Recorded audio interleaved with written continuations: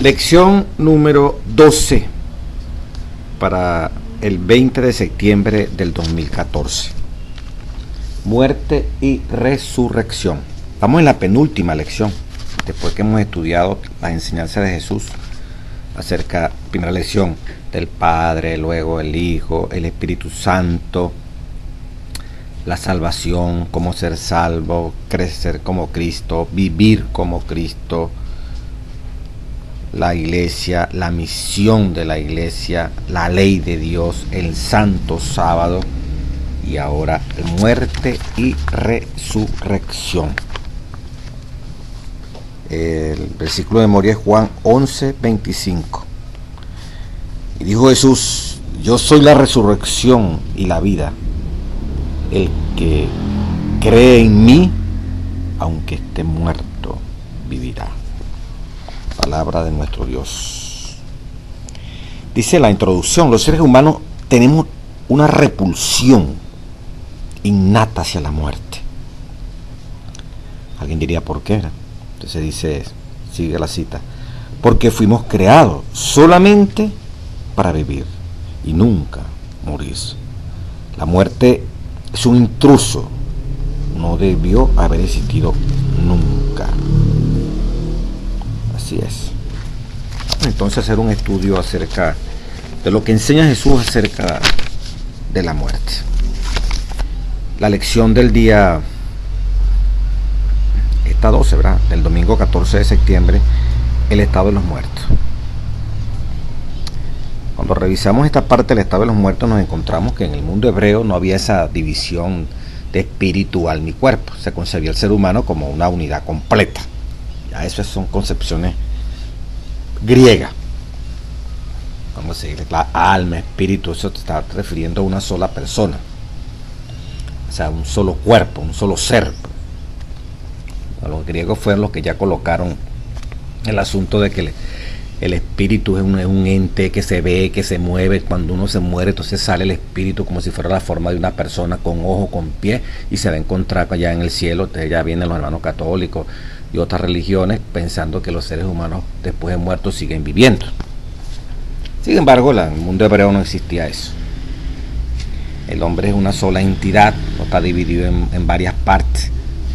Un ser que se llama espíritu viviendo dentro de él, dentro de la carne de él. No, el espíritu es el aliento de vida, el neuma, como se escribe. Dice, los escritores del Antiguo Testamento sostenían que el ser humano es un ser indivisible, dice aquí la lección, con toda razón, ¿verdad?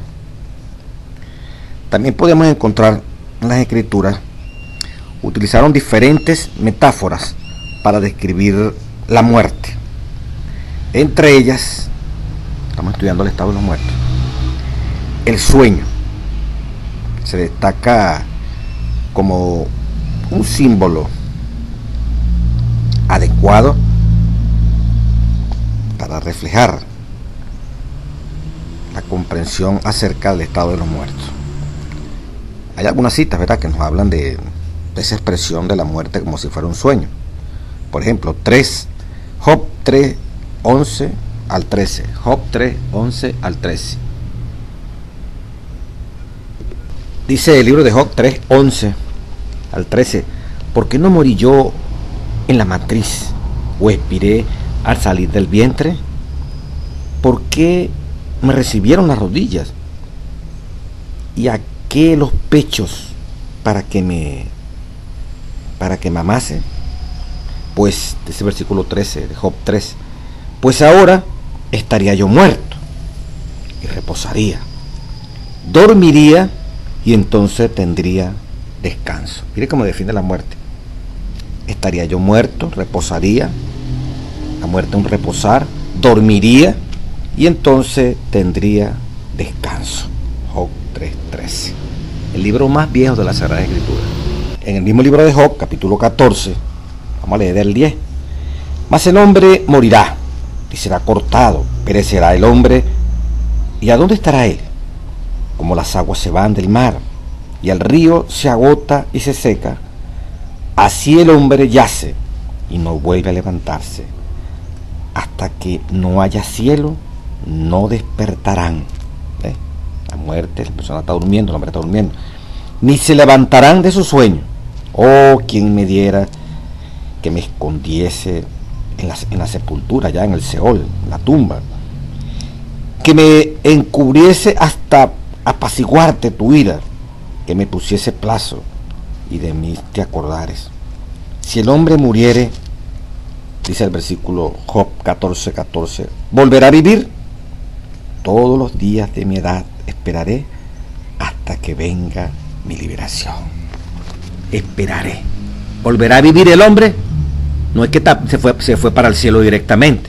Job dice, ¿volverá a vivir? La respuesta no es sí, inmediatamente que se murió ya está en el cielo. No, dice, ¿volverá a vivir? Todos los días, dice Job 14:14, de mi edad esperaré hasta que venga mi liberación, hasta que venga la resurrección, la liberación, definitivamente. Y ahora en el libro de Salmo 13:3 dice, David dice, mira, respóndeme, oh Dios, Dios mío, alumbra mis ojos para que no duerma de muerte. ¿Para que no duerma de qué? De muerte. La muerte es un dormir. Maravilloso, ¿verdad? Como la palabra de Dios lo va desarrollando de una manera excelente. Y indudablemente, ya vamos a analizar un poquito lo de Lázaro, que es más contundente. Lázaro duerme, ¿verdad? Allí en ese estado de la muerte inconsciente, ¿qué dice la palabra de Dios? En el libro de Eclesiastés, escrito por el sabio Salomón, ¿verdad? Capítulo 9, versículo 5 dice, palabra de Dios, porque los que viven saben que han de morir, pero los muertos nada saben. ¿Los muertos qué? Nada saben. Ni tienen más paga, porque su memoria es puesta en olvido. También su amor del que murió, y su odio y su envidia fenecieron ya, se acabaron ya, y nunca más tendrán parte en todo lo que se hace debajo del sol. No, que están espantando, que está saliendo un fantasma. Todo eso es mentira. La persona que murió duerme, esperando el momento glorioso de la resurrección. De acuerdo, como fue malo o bueno, va a resucitar, pero a su debido tiempo, a su debido orden. Pero es que yo vi el fantasma que verá como mi papá, mi mamá, mi hermano, el tío, el abuelo, el amigo, el esposo, la esposa, el novio, la novia. No es la persona, es espíritus que toman la apariencia del ser querido. Por eso es lo que dice Corín. Satanás se puede disfrazar de ángel de luz, como un ministro del evangelio, como un pastor, como un sacerdote. Satanás puede hacerlo. Ese es como se le apareció a Jesucristo.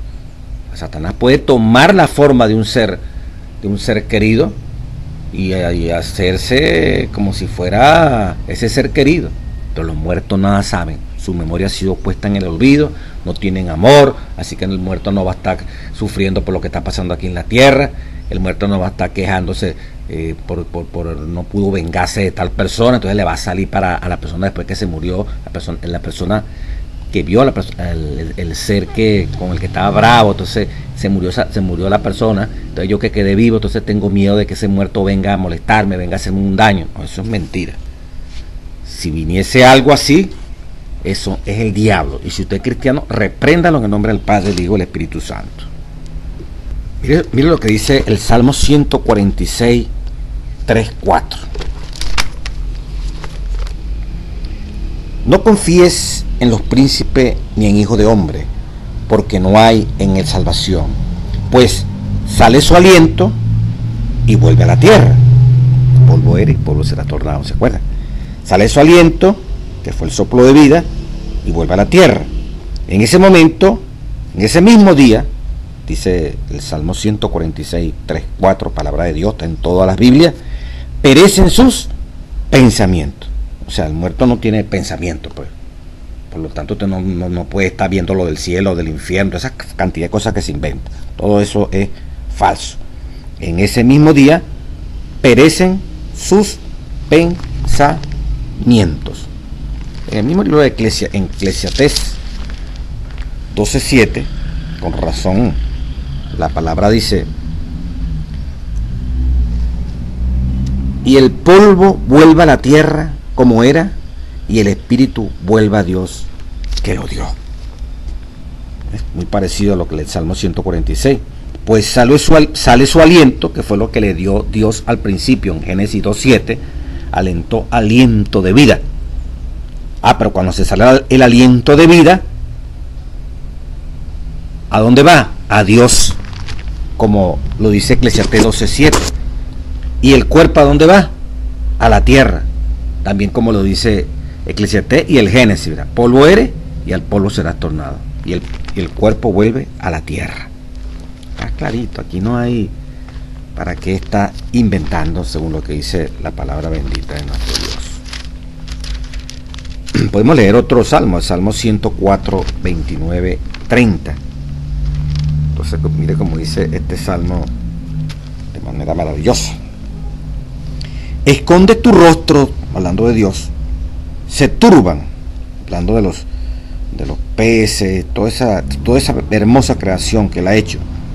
Les quitas el aliento, de allí viene la palabra, tiene halitosis, cuando sale un mal aliento de la boca, ¿verdad?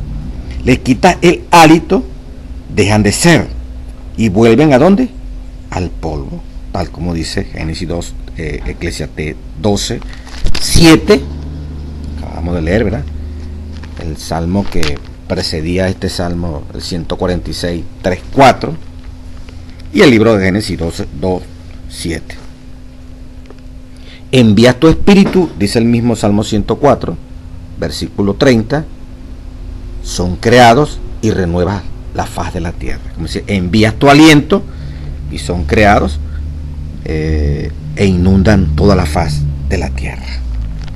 Maravilloso, ¿verdad? Como esto se hace bien claro.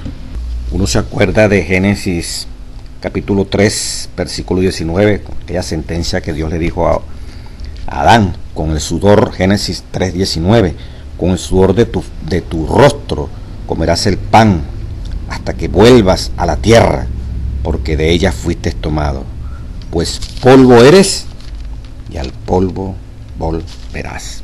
Palabra de nuestro Dios. En el Salmo 115, versículo 17 y 18 dice: no alabarán los muertos a Dios, ni cuantos descienden al silencio. Los muertos no alaban a Dios, no están en el cielo alabando a nadie. Los muertos están durmiendo, tal como lo dice Jesús, ni cuantos descienden al silencio. Pero nosotros bendecimos a Dios desde ahora y para siempre. Aleluya. Muy claro lo que dice la palabra. Hay otra parte aquí mismo, en esta primera parte de la lección. ¿De qué manera describió Jesús la muerte de su amigo Lázaro? Juan 11:11. Jesús dijo: Lázaro duerme. Los discípulos pensaban que era un sueño de dormir. Le dijo claramente en Juan 11:14: Lázaro ha muerto. Vemos clarito cómo comparó Jesús el estado de la muerte como si fuera un sueño, como dormir, pues, para que pudiéramos interpretar. La mejor ilustración que pudo utilizar el Señor Jesucristo. También hay allí un versículo que a veces se prestan a confusión. Dice aquí, hablando del ladrón en la cruz,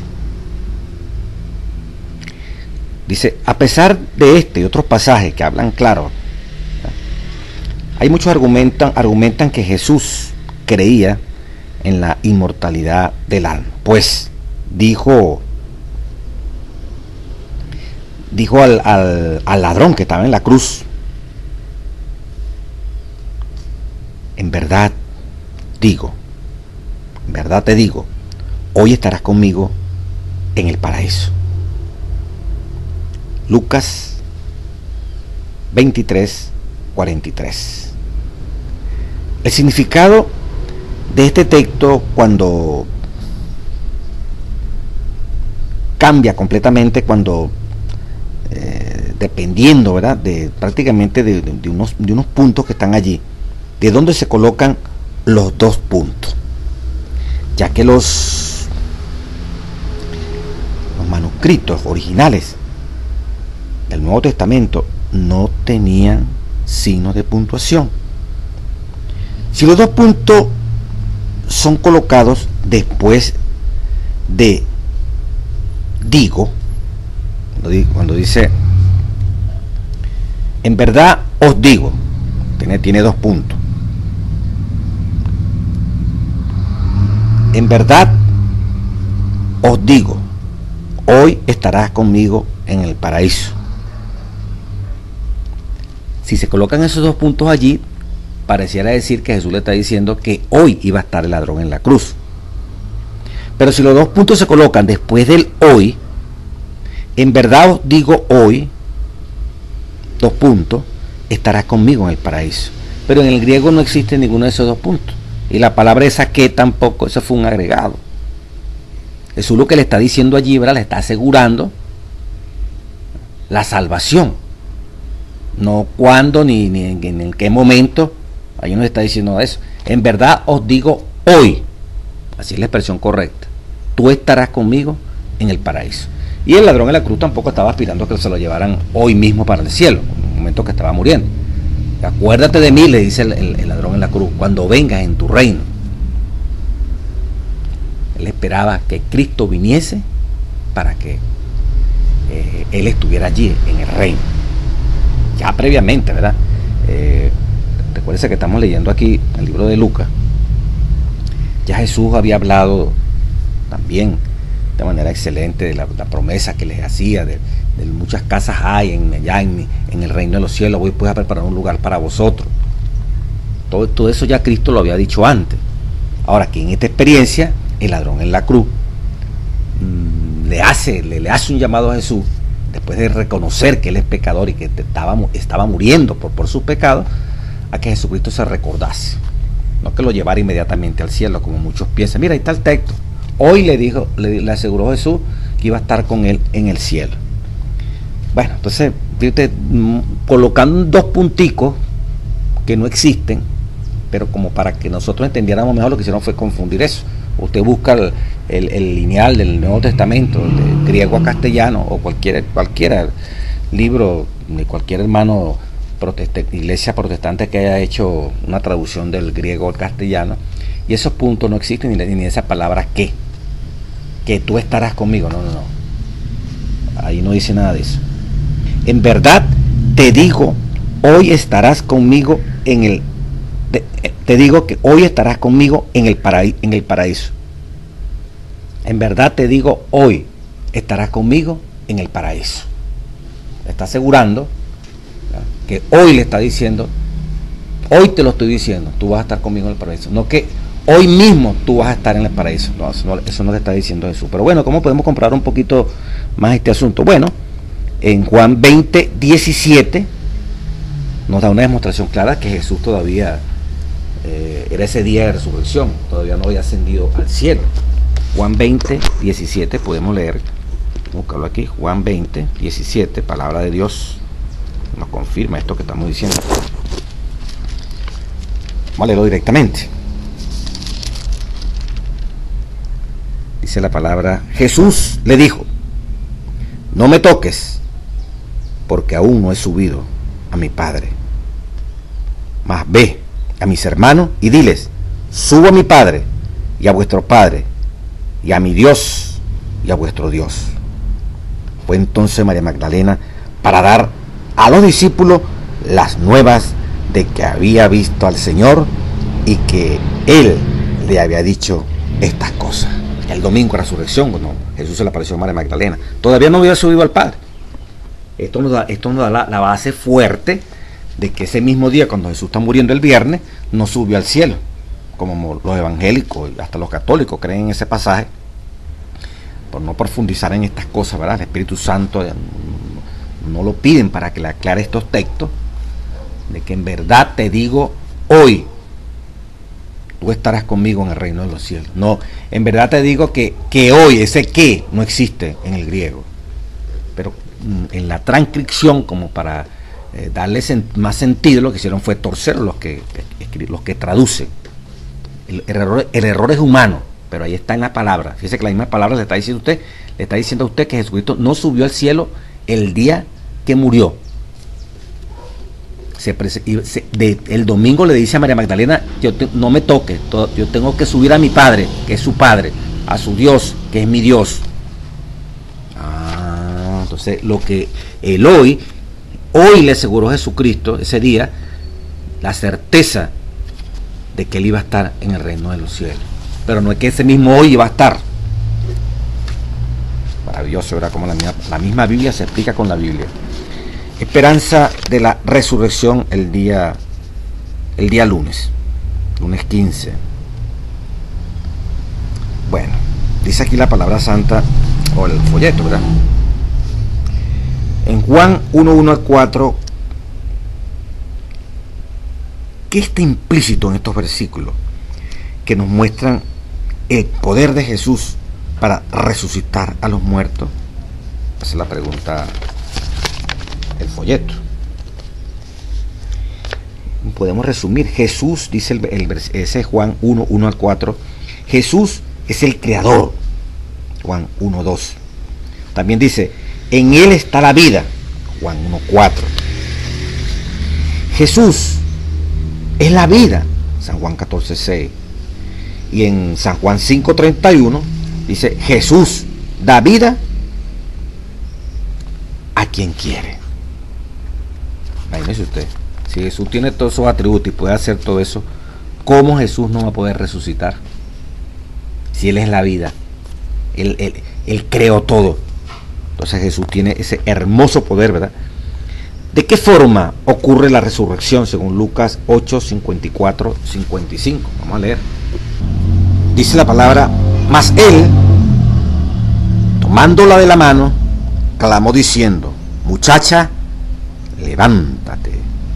Entonces su espíritu volvió, e inmediatamente se levantó, y él mandó que se le diese de comer. Aquí la clave está. Lucas dice: entonces su espíritu volvió, e inmediatamente se levantó. Volvió.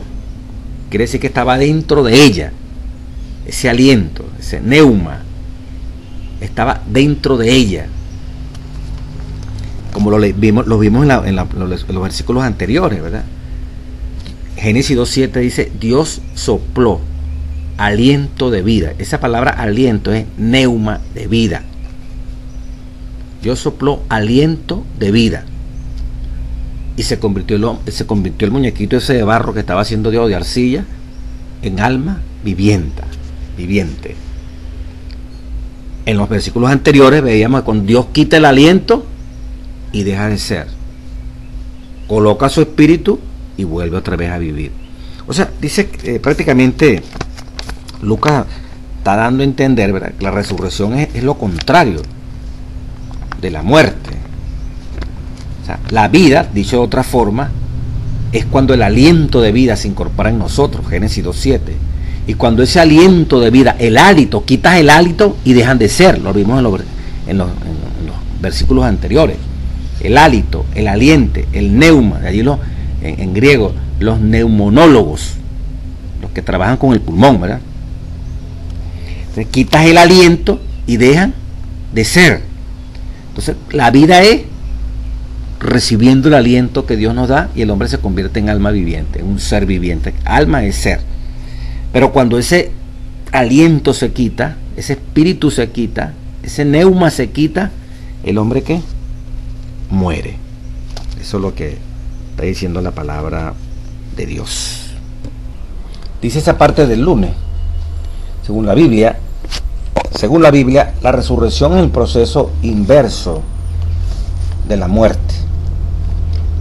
La vida es restaurada cuando el aliento de vida regresa de Dios. Así fue como Lucas explicó la resurrección de la hija de Jairo.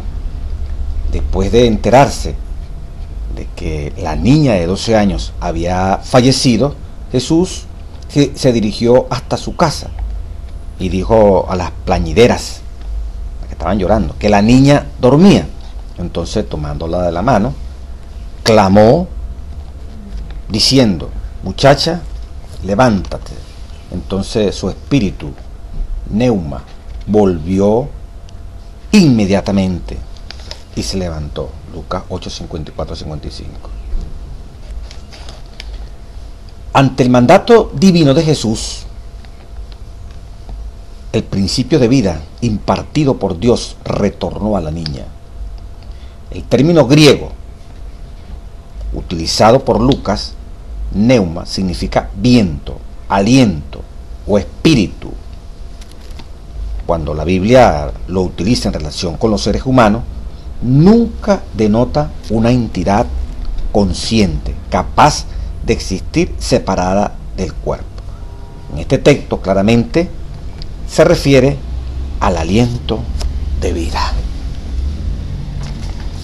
lo que se refiere a la esperanza de la resurrección. Hay unos textos interesantes un texto muy bonito de la resurrección. En Isaías 26, versículo 19, dice: tus muertos vivirán, sus cadáveres resucitarán, volverán a la vida. Despertad y cantad, moradores del polvo, porque tu rocío es cual rocío de hortaliza, y la tierra dará sus muertos. Qué bonito, ¿verdad? Todos los que están durmiendo, todos los que han muerto, como si estuviesen durmiendo, van a despertar. Se le hace el llamado: despertad. Y como dice ahí, como rocío de hortaliza, y la tierra dará sus muertos. Tus muertos vivirán, sus cadáveres resucitarán, volverán a la vida. O sea, no están en el cielo adorando a nadie, ni en el infierno quemándose. Una mentira, pero completamente originada de las doctrinas griegas, la filosofía griega. Dentro de la esperanza de la resurrección, lo mencionado allí en el folleto, hay algo interesante que es bueno mencionar entonces del conflicto de los siglos, la liberación del pueblo de Dios, página 695. Dice el Espíritu Santo: los sepulcros se abren, un poquito antes de aparecer Jesús en la nube de los cielos, y muchos de los que duermen en el polvo de la tierra serán despertados, unos para vida eterna y otros para vergüenza y confusión perpetua. Daniel 12:2. Esto es la resurrección especial. Todos los que murieron en la fe del mensaje del tercer ángel salen glorificados de la tumba para oír el pacto de paz que Dios hace con los que guardaron su ley. Los que la traspasaron, los que se mofaron y se rieron de la agonía de Cristo, y los enemigos más acérrimos de su verdad y de su pueblo, son resucitados para mirarle en su gloria y para ver el honor con que serán recompensados los fieles obedientes. Esto es antes de aparecer Jesús en la nube de los cielos, durante la séptima plaga. Van a estar todos los que murieron bajo el mensaje del tercer ángel, los adventistas del séptimo día, los que apreciaron este mensaje, van a resucitar. Y luego se unen al otro grupo ya de todas las edades, que resucita cuando desciende Jesucristo. No toca tierra, pero cuando desciende, entonces todos los muertos en Cristo resucitan primero. Vamos a leerlo. Primera Tesalonicenses capítulo 4, versículo 13 dice: tampoco queremos, dice el apóstol Pablo, hermanos, que ignoréis acerca de los que duermen, de los que están muertos, ¿verdad? Para que no os entristezcáis como los otros que no tienen esperanza. Porque si creemos que Jesús murió y resucitó, así también traerá Dios con Jesús a los que durmieron en él. Por lo cual os decimos esto en palabras del Señor, que nosotros que vivimos, que habemos quedado hasta la venida del Señor, todos los que van a quedar hasta cuando venga Jesucristo y se abran esas nubes y la aparezca, no precederemos a los que durmieron, porque el Señor mismo, Primera Tesalonicenses 4:16, ahora estoy leyendo, porque el Señor mismo, con voz de arcángel, con voz de mando, con voz de arcángel y con trompeta de Dios, descenderá del cielo, y los muertos en Cristo resucitarán primero, ¿ves? Cuando viene Cristo en gloria. Luego, nosotros los que vivimos, los que estén vivos en ese momento cuando Jesús está regresando en gloria y las nubes se abren y aparece el Señor, Los que hayamos quedado para ver a Jesucristo sin experimentar muerte, seremos arrebatados juntamente con ellos, con los que están resucitando, en las nubes para recibir al Señor en el aire, y así estaremos siempre con el Señor. Palabra de nuestro Dios. Está la resurrección clásica, pero un poquito antes hay la resurrección especial de Daniel 12:2. Hasta que, como dice Apocalipsis, los que le traspasaron cuando venga Jesucristo también, y como lo dice el profeta Daniel, todos esos, y ya lo leímos en el conflicto de los siglos, malos, acérrimos enemigos de la verdad, van a ser levantados allí para ver a Jesús cuando venga en gloria, pero van a morir otra vez con el resplandor de su venida.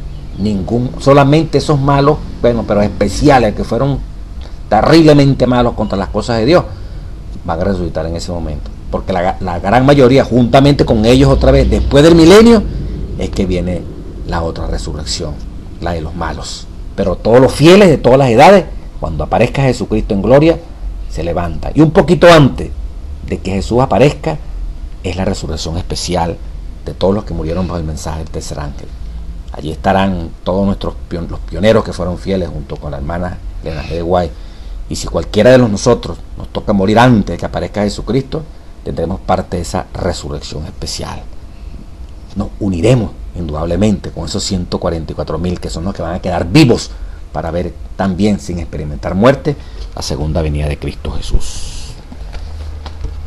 El día martes habla de la resurrección y el juicio. La resurrección para todos, que vamos a entrar un poquito más. Lo que hemos estudiado hasta ahora podría llevarnos a pensar que la resurrección será solamente para unos pocos.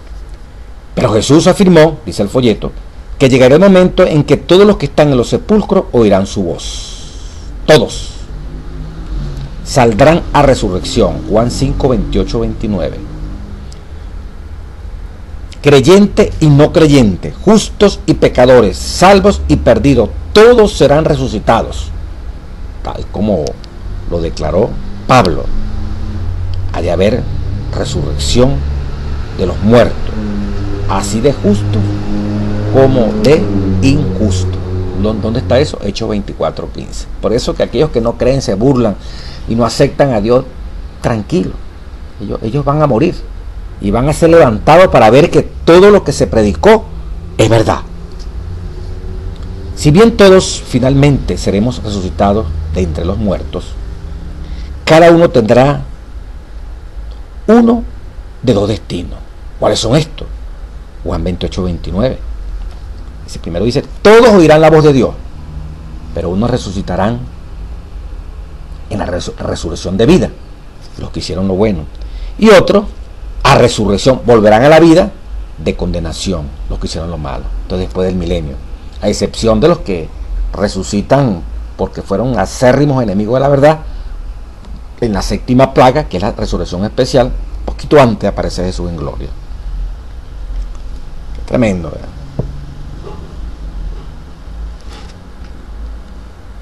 Dice, la Biblia enseña que Dios juzgará la vida de todo ser humano, decidiendo el destino eterno de cada persona que alguna vez vivió.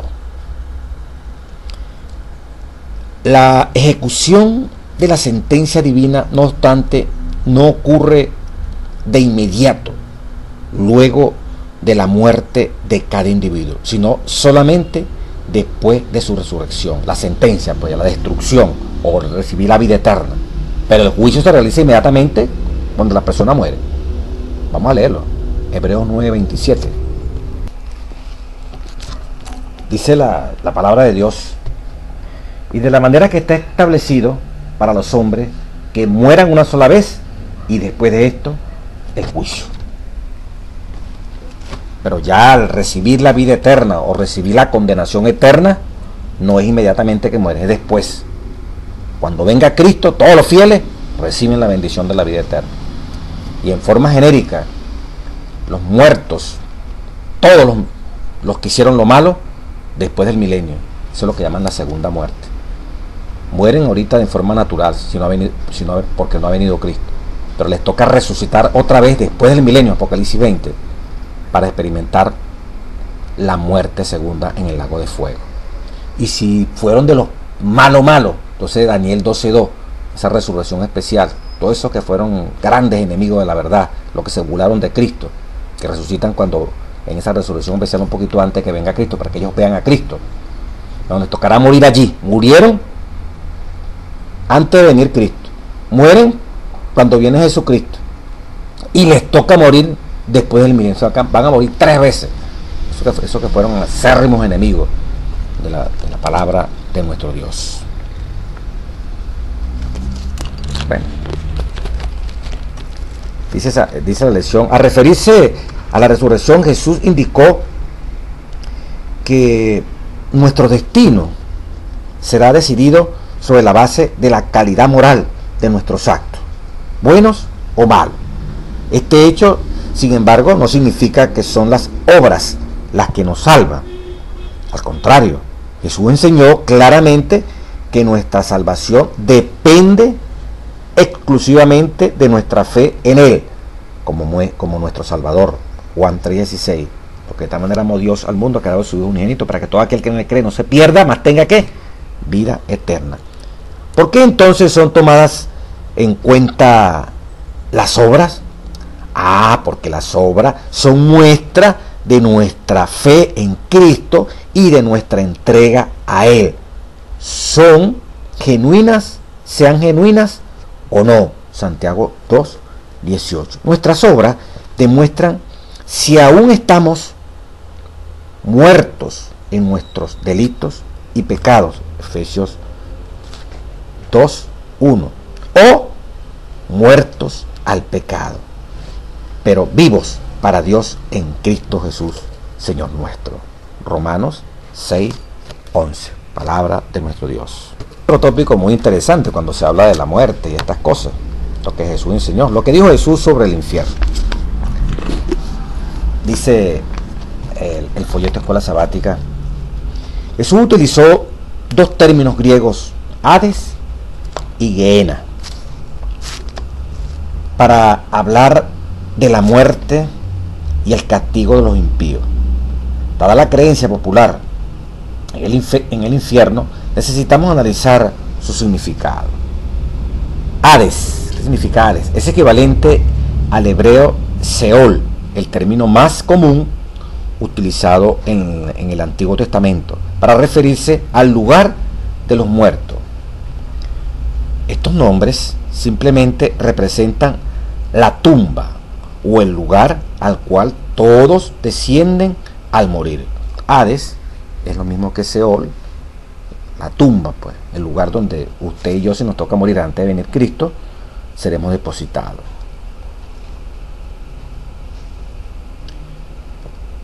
Sin connotación de castigo ni recompensa. Castigo, recompensa, es que vamos al Hades, ¿no? Todo el que se muera va para la tumba, va para el Seol, también se llama Hades. ¿No? Vea esa palabra en el Antiguo, en el Nuevo Testamento, cuando Hades, Seol, todo eso se refiere a tumba. El Seol se repite mucho en el Antiguo Testamento. Ok. Hay un texto, sin embargo, en el que Hades,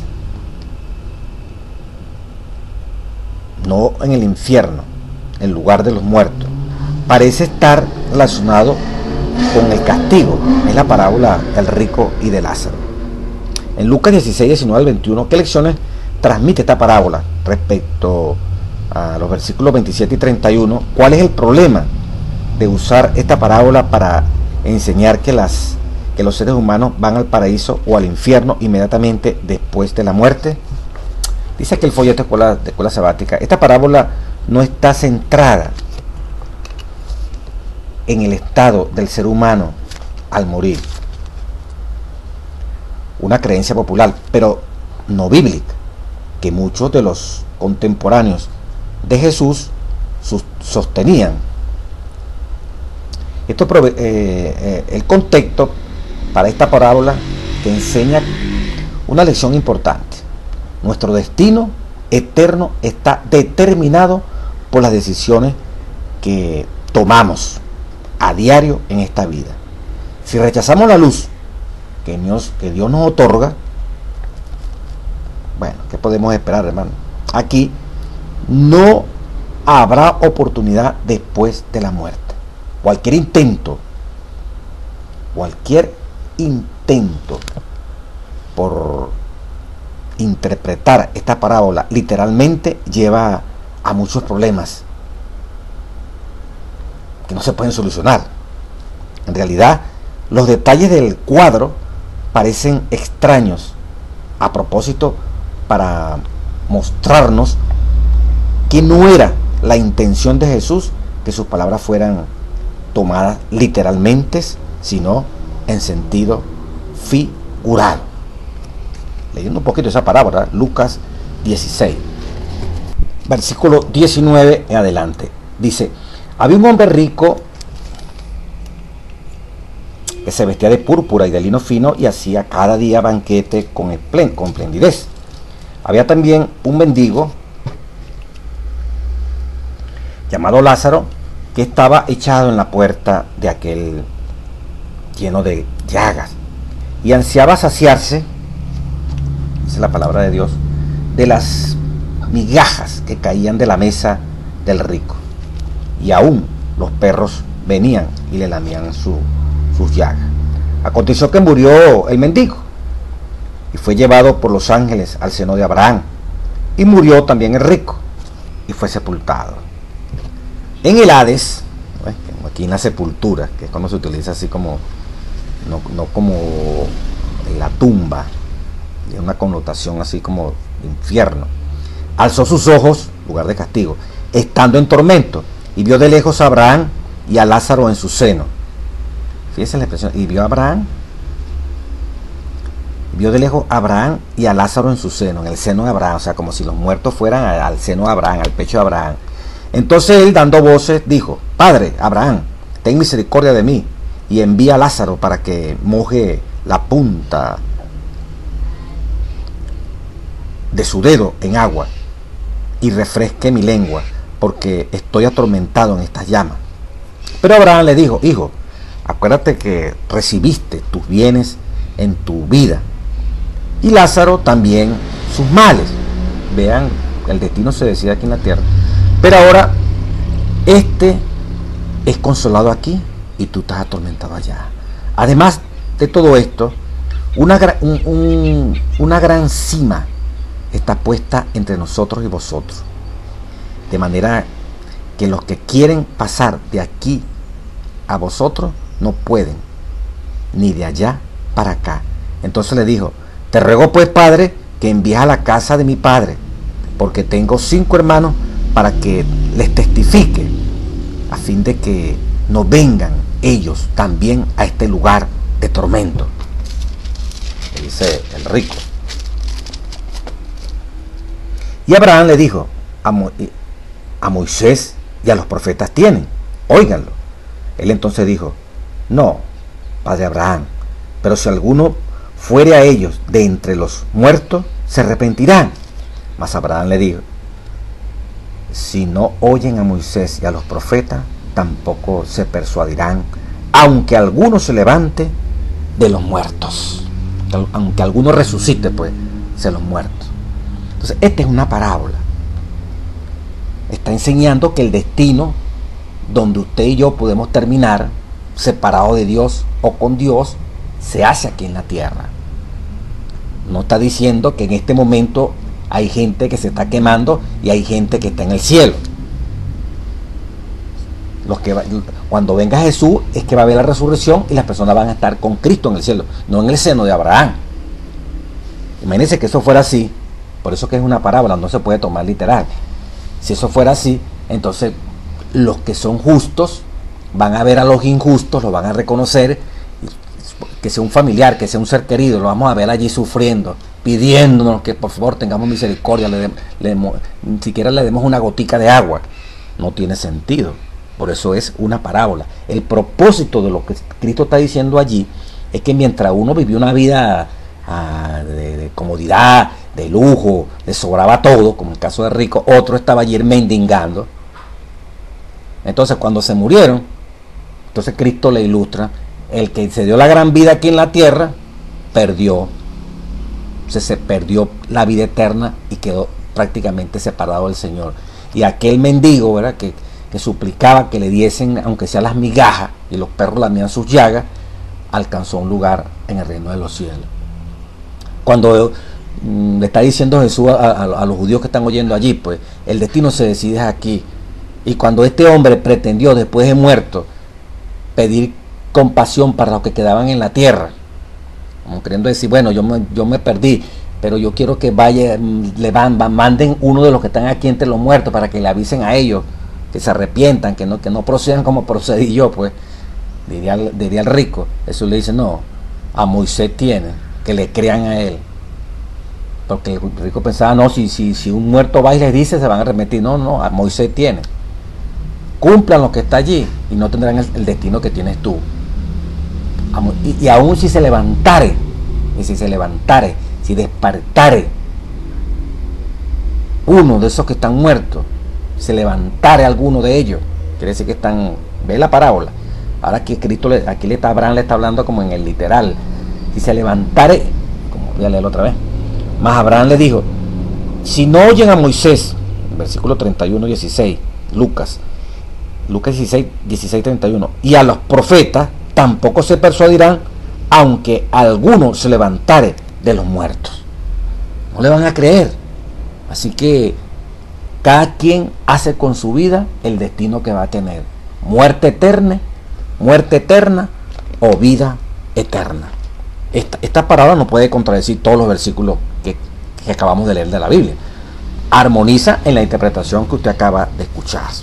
Continuamos. Ahora, en cuanto a la palabra infierno, dice, en el Evangelio la palabra infierno aparece 11 veces en la Biblia, de los labios de Jesús. En realidad, él utilizó el término griego Gehenna. El otro era Hades, la sepultura, tumba. Aquí la otra palabra que aparece es Gehenna. El término griego Gehenna. El nombre del nombre hebreo Gehinom, Valle de Hinnom. Gehenna viene del Valle de Hinnom. Según el Antiguo Testamento, en este desfiladero al sur de Jerusalén, los reyes Acab y Manasés realizaban ritos paganos horrendos, quemando niños en sacrificio a Moloc, segunda de Crónica 28:3, 33:6. Más tarde el rey Josías puso fin a toda esta práctica, segunda de Reyes 23:10.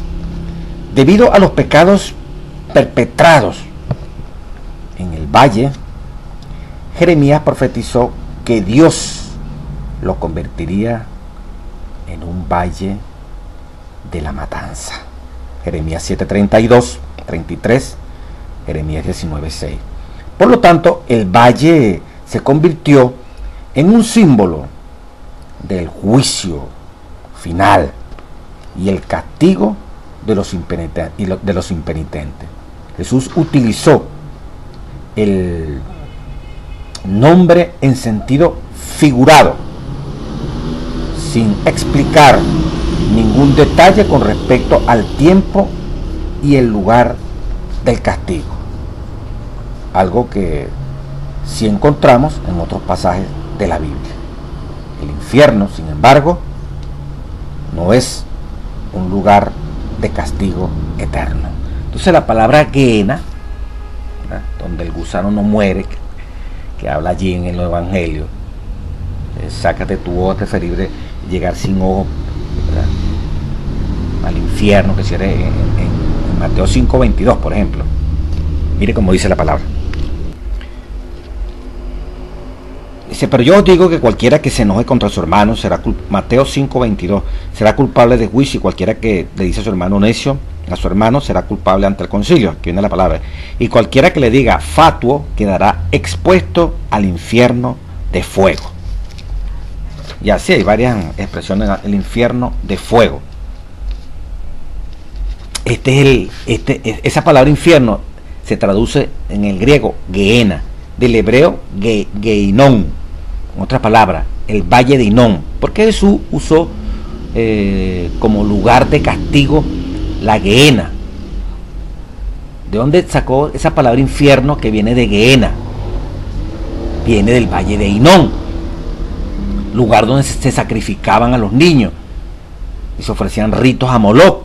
Ya lo acabamos de leer.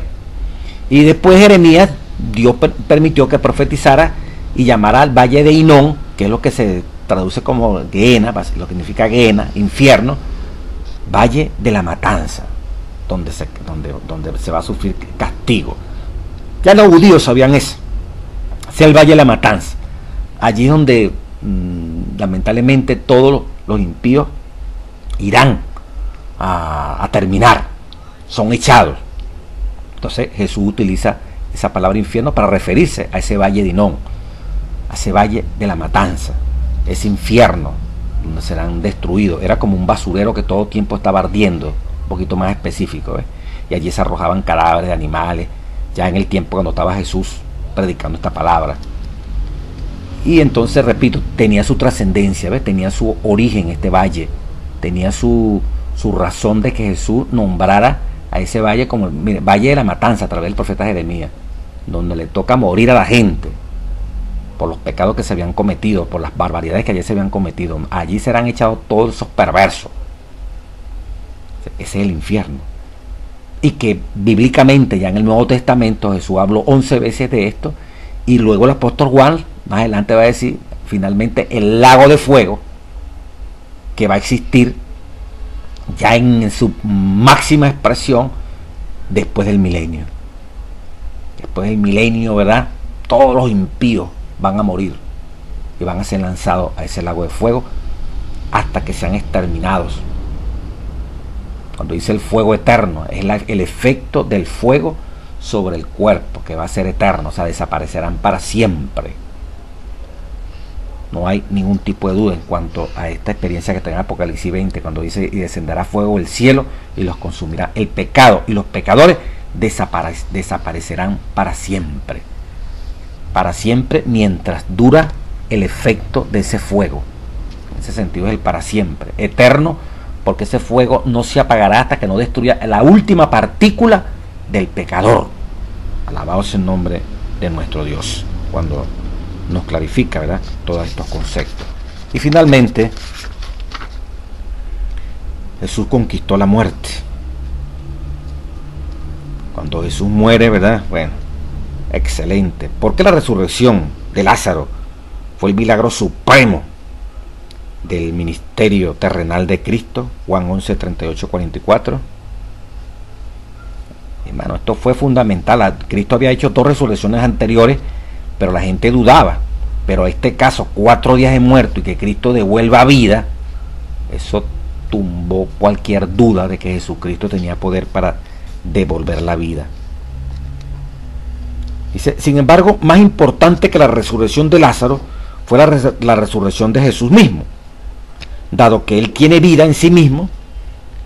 No solamente tiene el poder para levantar a los muertos y dar vida a quien Él quiere, Juan 5:21, sino también tiene poder para poner su vida y volverla a tomar, Juan 10, 17 y 18. Su resurrección probó esto de manera convincente. ¿Cuál es la relación entre la resurrección de Cristo y la nuestra? ¿Por qué su resurrección es tan importante para nuestra salvación?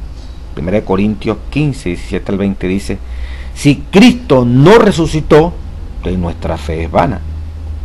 Los que durmieron en Cristo se perderían. Por eso viene la importancia de la resurrección, porque ese es lo máximo, eso es lo que lo hace diferente de todas las demás religiones. Universalmente, quien promete resurrección y dice que Él es la vida y resucitó y hay evidencia de que caminó entre los hombres, es el Señor Jesucristo. Mientras Jesús estaba en el sepulcro, Satanás parecía haber triunfado, pero Jesús no pertenecía al enemigo, pues nunca pecó. Para nosotros no vamos a pertenecer al enemigo, porque si nos toca morir, no debemos morir en pecado. Si morimos en pecado, Satanás nos reclama. Así que cuando Satanás vio que Cristo resucitaba, supo que había sido derrotado para siempre. El poder de Cristo para romper las ligaduras de la muerte es indisputable, nadie lo puede disputar. Él se levantó del sepulcro como las primicias de los que durmieron en él. Su resurrección es la garantía de la resurrección de cada creyente, pues él tiene las llaves de la muerte, como dice Apocalipsis 1, 17 y 18. Para el creyente, Cristo es la resurrección y la vida. Es nuestro Salvador. La vida que se había perdido por el pecado es restaurada, porque Él tiene vida en sí mismo para vivificar a quienes Él quiera.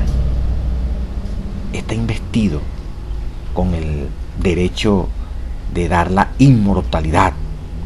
La vida que Él depuso en la humanidad la vuelve a tomar y la da a la humanidad. Desea de toda la gente, páginas de 730, 731. Dice: el Hijo de Dios llama a la vida a los santos dormidos, dirige una mirada a las tumbas de los justos y levantando luego las manos al cielo exclama: despertaos, despertaos, despertaos los que dormís en el polvo, y levantaos.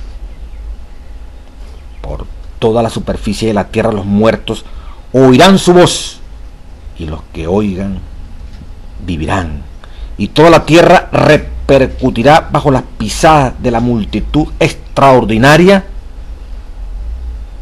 de todas las naciones, tribus, lenguas y pueblos. De la prisión de la muerte sale revestida la gloria inmortal, gritando: ¿dónde está, oh muerte, tu aguijón? ¿Dónde, oh sepulcro, tu victoria? 1 Corintios 15:55. Y los justos vivos unen sus voces a de los santos resucitados en prolongada y alegre aclamación de victoria. Todos se levantan con la lozanía y el vigor de la eterna juventud. Todas las imperfecciones y deformidades quedan en la tumba, reintegrados en su derecho al árbol de la vida. En él, desde tanto tiempo perdido, del perdido Edén, los redimidos crecerán hasta alcanzar la estatura perfecta de la raza humana en su gloria primitiva. Conflicto de los siglos, página 702.